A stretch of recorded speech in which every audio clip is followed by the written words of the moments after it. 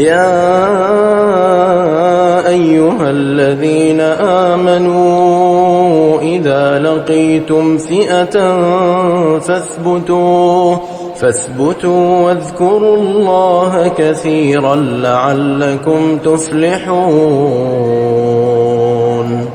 وأطيعوا الله ورسوله ولا تنازعوا فتفشلوا وتذهب ريحكم واصبروا إن الله مع الصابرين ولا تكونوا كالذين خرجوا من ديارهم بطرا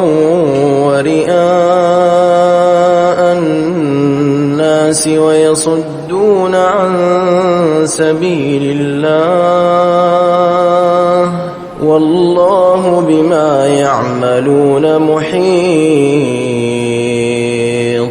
وإذ زين لهم الشيطان أعمالهم وقال لا غالب لكم اليوم من الناس وإني جار لكم فلما تراءت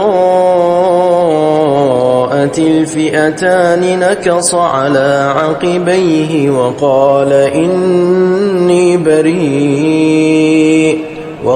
إني بريء منكم إني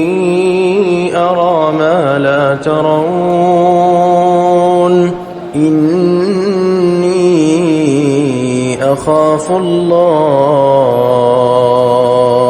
والله شديد العقاب